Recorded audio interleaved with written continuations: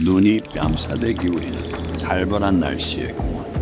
도파민의 굶주린 야생의 남성들이 마주칩니다.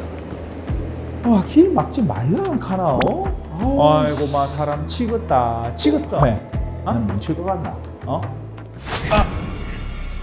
네가 먼저 손빵 쳤다.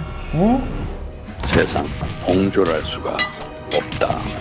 내가 먼저 맞은 뒤에 서로 치고받고 계속 싸움을 했다면 과연 어떤 판결을 받게 될까요? 오늘의 주제 정당방위입니다. 안녕하세요. 형사전문 변호사 권변입니다. 여러분, 빨랫대 사건이라고 기억하시나요? 약 10년 전에 집에 침입한 도둑을 빨랫대로 진압해서 숨지게 했던 사건인데요. 당시 대법원에서는 집주인의 정당방위를 인정하지 않아서 여론을 뜨겁게 달궜습니다. 여러분들은 이 사건에 대해서 어떻게 생각하셨었나요? 먼저 정당방위의 기본 개념부터 볼까요? 형법 제21조 제1항에서 정하고 있는데요. 쉽게 말하면 상대방의 불법 행위로부터 나 또는 제3자를 지키기 위해서 상대방에게 불법 행위를 하는 것은 처벌하지 않는다 입니다.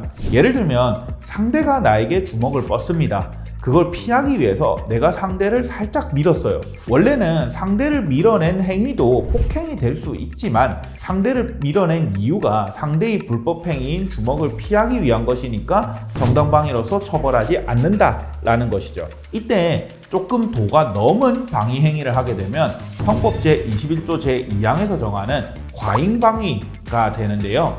상황에 따라서 처벌을 좀 깎거나 면제할 수 있다라고 정하고 있습니다. 제3항에서는 야간 등의 불안한 상태에서 공포를 느끼거나 경악, 흥분, 당황하였기 때문에 과잉방위를 하였을 때에는 처벌하지 않습니다. 여기서 꼭 알아두셔야 할 개념이 법에 명시되어 있진 않지만 과잉방위의 범위에조차 들어오지 못할 정도로 벗어난 행위에 대해서는 조항 자체가 적용되지 않고 그대로 처벌된다는 것입니다. 가장 대표적으로는 쌍방폭행이 있는데요. 누가 나를 먼저 쳤다고 해도 그 다음 내가 행한 행동이 나를 지키기 위한 범위를 벗어나서 서로 치고받고 계속 싸움을 했다면 그건 더 이상 정당방위로 보기 어렵고 둘 다 쌍방으로 폭행죄가 성립됩니다.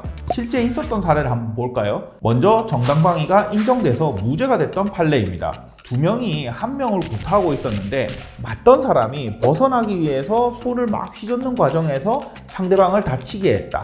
그런 경우에는 정당방위가 성립한다고 봤습니다. 다음은 정당방위가 인정이 안 된 판례인데요.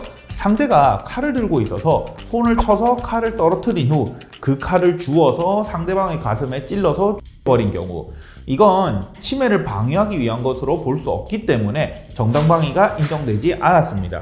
이 사례들을 보시면 어떤 느낌인지 조금은 아시겠죠? 내가 당장에 직면한 위험에서 벗어나기 위해서 필요한 최소한의 불법 행위에 대해서는 봐준다 라는 게 정당방위입니다.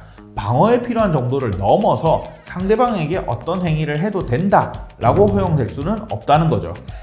근데 한국에서는 정당방위 인정 거의 안 된다던데? 네, 사실 맞습니다. 솔직히 실무적으로는 정당방위를 인정받기 정말 어렵습니다. 조금만 하면 뭐 쌍방폭행이라고 쌍방 기소해버리고 양측 벌금이라도 선고가 나오는 경우가 정말 많거든요. 그래서 맞으면 가만히 맞고만 있어야 한다 라는 말이 나오는 거죠.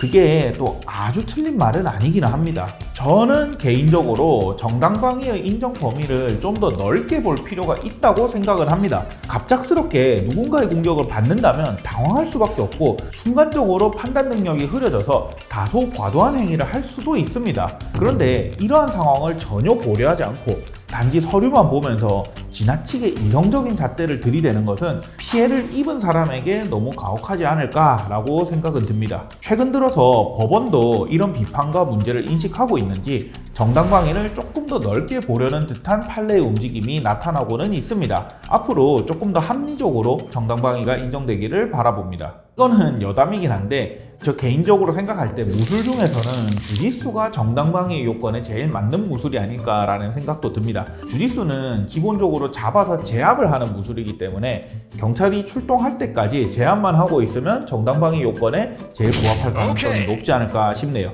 오늘은 정당방위에 대해서 설명을 드렸는데요. 평소에 궁금하셨던 분들께 도움이 되셨으면 좋겠습니다. 저는 다음에 또 재밌는 영상으로 찾아뵙겠습니다. 감사합니다. 권변이었습니다.